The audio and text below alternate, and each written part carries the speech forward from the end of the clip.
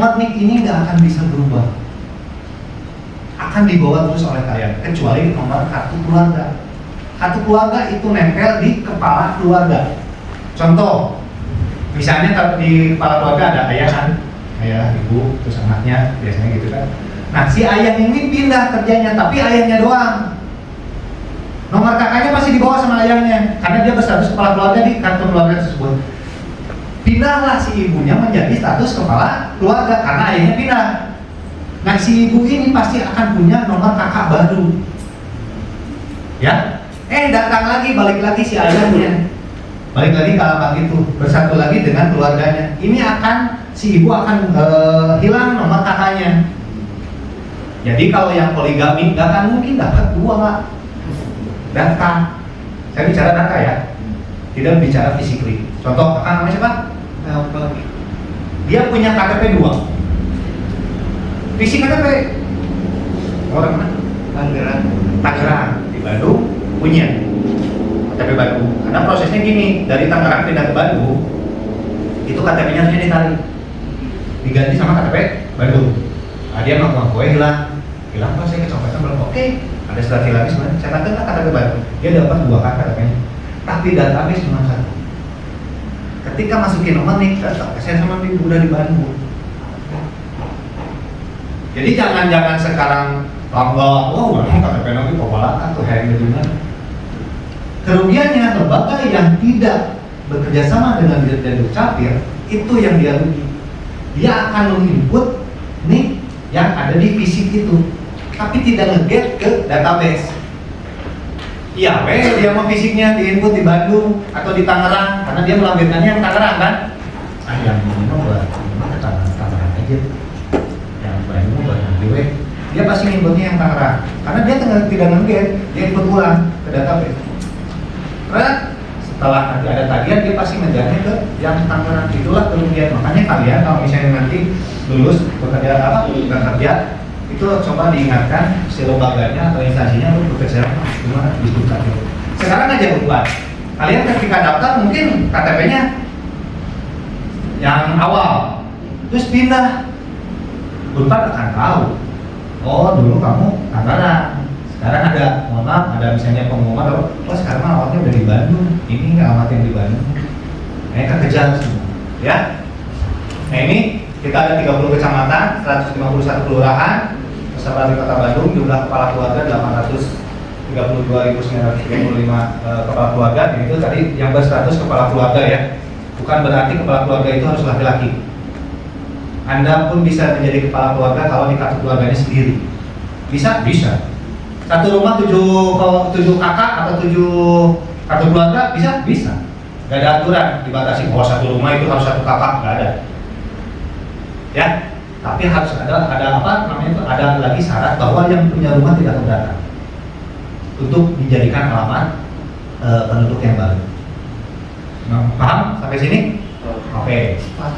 Oke, siap. Kita sok, gak apa-apa. Gimana? Biasanya yang kakak banyak, tadi kan Bapak bilang bahwa kan belum aslinya yang kakak tadi yang kasusnya tuh kayak gimana ya biasanya, kayak di rumah itu ada lebih dari 1 kakak. Ya, terus kenapa? Itu kasusnya tuh kayak gimana ya biasanya? Oh, kasusnya? Iya. Kasusnya kayak gimana? Kalian tahu sekarang PPDB? Tahu. Oh, ya. Itu yang ngacoin. Aturan itu yang ngacoin.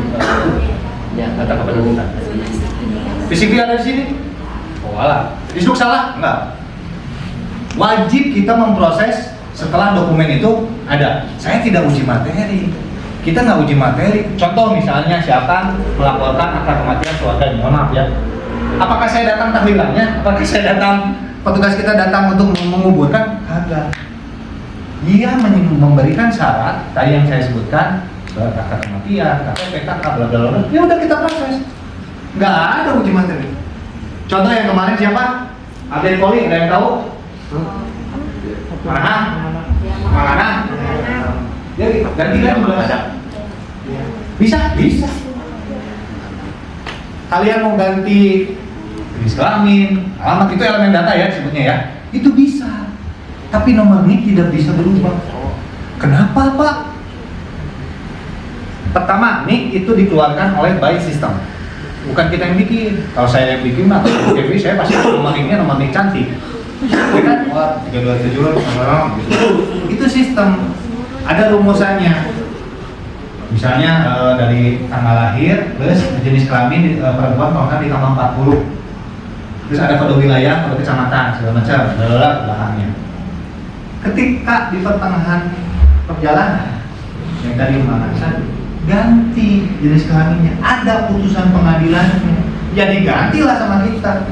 Tapi nomor ini tetap, dan nomor ini itu dikunci di sidik jari dan biometrik. Misalnya Ade tiba-tiba ngaku lah, yang dua KTP 2, ngomongnya kan direkam. Misalnya di Bandung udah direkam, datang misalnya ke kabupaten kota lain, datang ke distrik, Pak, nama saya emang ganti kok, bukan Willy, nama saya emang misalnya Wawan. Oh ya udah nih sudah. Ketika diproses perekaman itu akan kedetek bahwa data kita ada di Bandung, nggak bisa duplikat. Itulah Allah nyitain sidik jari dan retina nggak akan mungkin bisa di. Kita punya 10 data dan 2 retina. Itu yang akan orang kembar pun itu berbeda. Yang kembar, nah itulah yang dimanfaatkan oleh pelayanan publik sekarang untuk tidak bermodal. Nah ini kecamatan yang terbanyak itu ada di Bacip. Bacip itu daerah Bandung Barat. Kalau Cinambo di daerah timur. Next. Nah ini kalau tadi saya sempat buka bahwa Wisduk pasti kalian cuma tahunya KTP kakak, gitu kan? Akta kelahiran. Nah ini ada sekitar 20-an yang terbagi 2 antara pendaftaran penduduk dan catatan sipil. Dari mulai lahir sampai meninggal kita proses. Perkawinan pun di kita, tapi yang non muslim, ya, yang muslim mah tetap awas nanti yang muslim nikahnya ke kita. Jangan, kalau yang non muslim baru ke situ capil. Setelah ada surat pemberkatan. Ada yang non muslim di sini? Muslim semua? Oh ada non muslim. Nah nanti ada yang kalau misalnya nikah ke situ capil ya. Jangan ke bawah.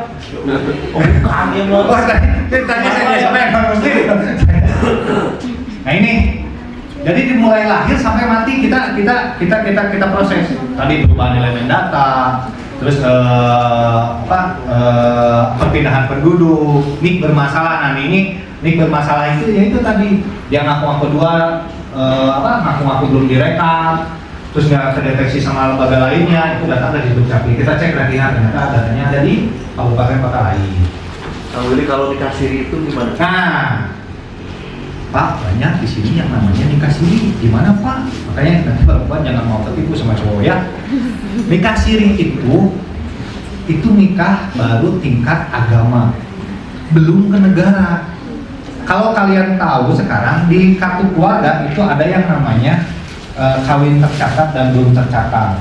Kita butuh update ke masyarakat, makanya sekarang salah kalian sosialisasi juga. Nanti yang Bandung bisa ngedaftarin updatein di halaman. Kawin belum tercatat, kita butuh nomor buku nikah sama tanggal nikah si penduduk tersebut. Tapi nggak ada nih Pak, yang tadi kata Pak Agus, kita nikah sini cuma agama. Ini kawin belum tercatat, tetap. Karena nggak ada. Terus nanti nasib si anaknya gimana? LK, luar kawin. Jangan kan banyak nih kejadian di lapangan, Pak ini gimana si anak tapi orang tuanya nikah siri, bisa nggak dibikin akta atau istrinya atau suaminya kabur? Bisa. Jangan kan yang seperti itu, anak yang nemu di jalan pun bisa. Nanti dokumennya keluarnya apa? Tanpa asal usul, akta kelahirannya. Nama Willy, nanti di bawahnya tanpa asal usul. Kasihan warga negara pengen punya dokumen tapi nggak diurusin, itu bisa. Banyak sekarang yang di panti asuhan. Nah itu siapa yang bertanggung jawab? Ya ketua yayasan, masukin kartu keluarganya ke yayasan, baru nanti di situ bikinkan akte. Aktenya apa? Aktenya tanpa asal usul. Tiba-tiba ada yang mau adopsi, boleh, bisa. Nanti ada lagi pengangkatan dan pengangkatan anak dari di Dukcapil bahwa anak tersebut diangkat oleh bla bla bla. Seperti itu. Jadi nanti ke depannya, karena di Dukcapil masalahnya nanti 10-50 tahun ke depan. Mohon maaf ketika misal anaknya tuh bawa rezeki kan gitu ya, bawa rezeki, tiba-tiba si ayahnya nonjologisnya, ini kan anak saya. Dulu mah dia dibiarin. Nah biasanya Disduk dipanggil, ini bagaimana bisa keluar akta kelahiran, bla bla bla. Ya kita keluarkan warkah itu syaratnya. Ini Pak yang dilaporkan oleh masyarakat. Oh ya udah, paling nanti ujung-ujungnya kayak kasus kemarin tes DNA kemarin yang ketukar di rumah sakit kan ada kemarin tes DNA kan ujung-ujungnya. Tapi Disduk Capil dipanggil. Nah kita mau pelaporan. Ini Pak yang disyaratkan. Oh iya benar ya. Kaitan itu ketukar di puskesmas, ketukar di rumah sakit, kita nggak tahu.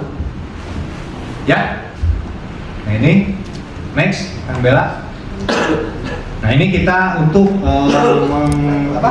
memaksimalkan pelayanan kita.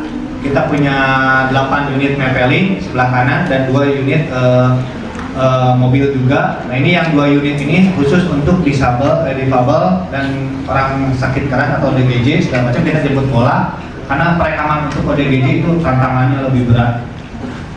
Ada ngamuk lah, petugas kita pernah dilempar, dipukul, karena kita mandikan dulu mereka, dibuat bersih lah, dipotong bukunya, rambutnya segala macam, baru kita melakukan perekaman. Dan itu 1 hari itu belum tentu dia beres yang ODGJ. Yang sayangnya ketika kita rekam, dia udah punya data di kabupaten kota lain. Oh iya mah, mungkin bahasa Sunda mengambil anyar gitu kan. Nah itu gimana? Nanti ada perpindahan penduduk tadi ke kota Bandung untuk mendapatkan bantuan atau mendapatkan fasilitas lain dari rumah sakit jiwa di kota Bandung. Nah untuk 8 mapping ini jadwalnya keluar setiap minggunya dan berbeda di kabupaten di kecamatan-kecamatan.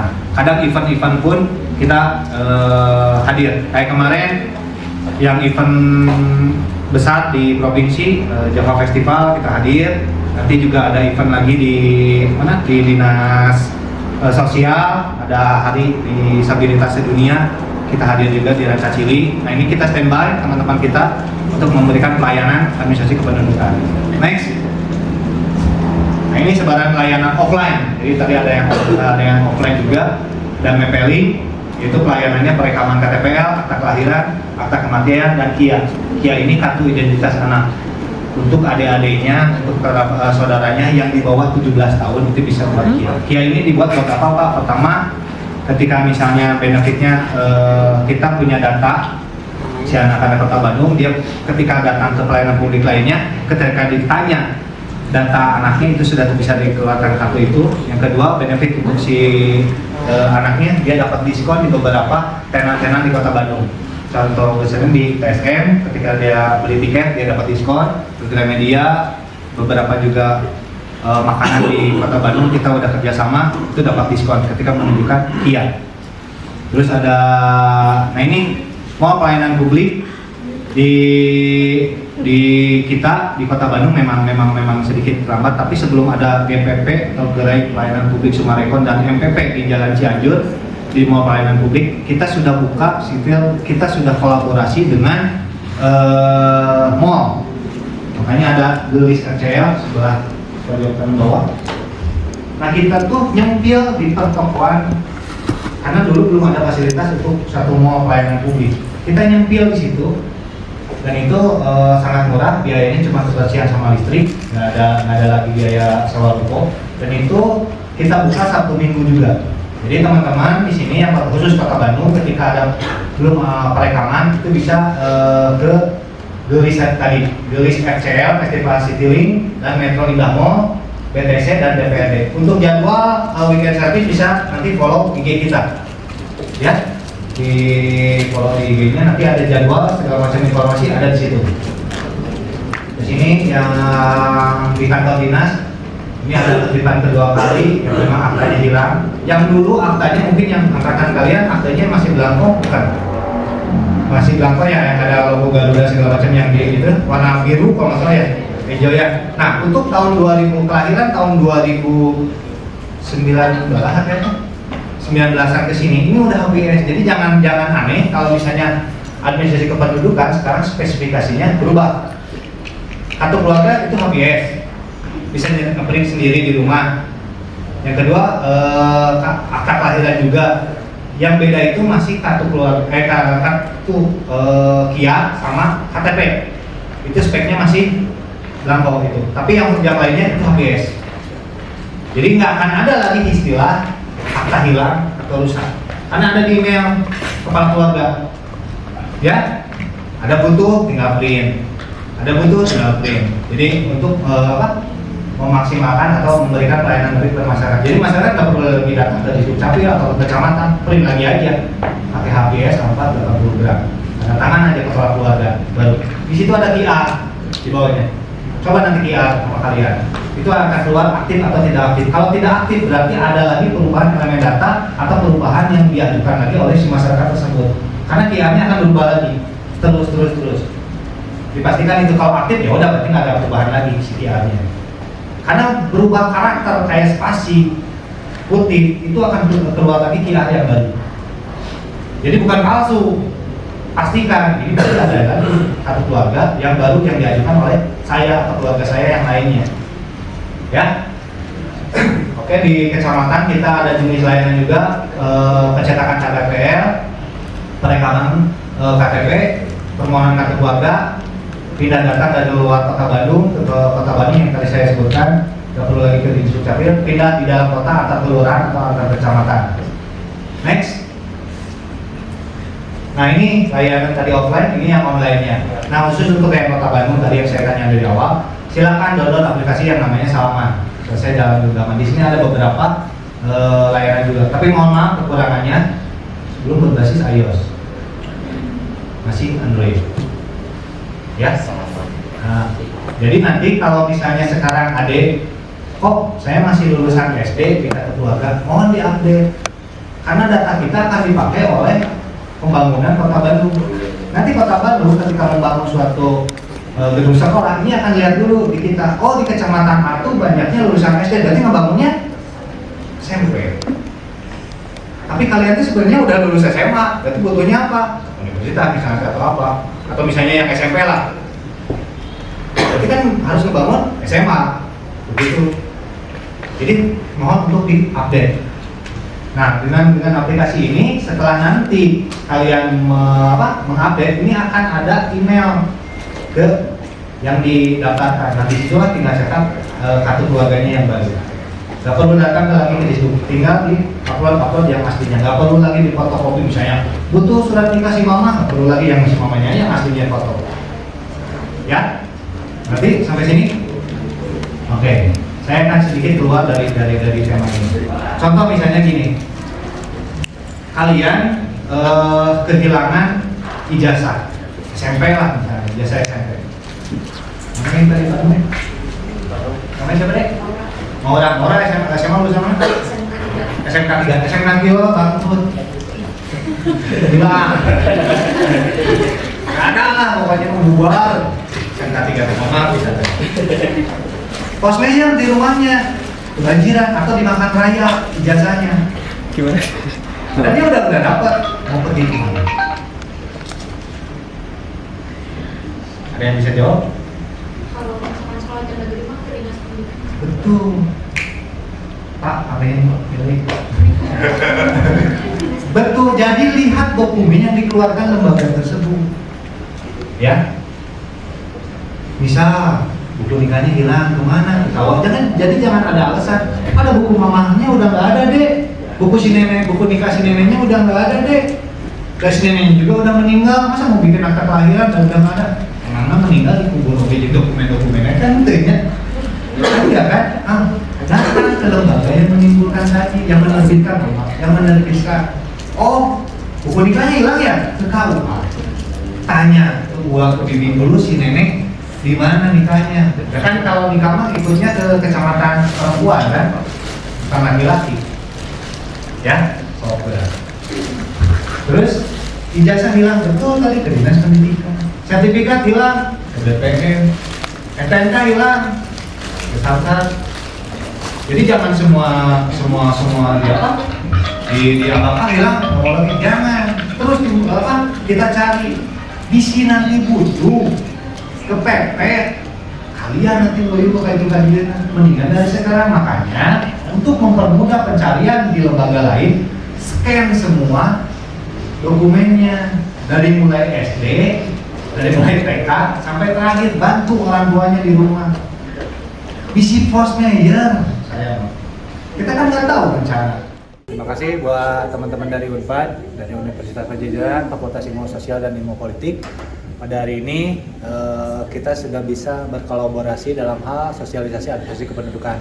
Semoga bermanfaat dan tentu saja yang saya ingatkan, bijaklah menggunakan administrasi kependudukan. Terima kasih. Assalamualaikum warahmatullahi wabarakatuh.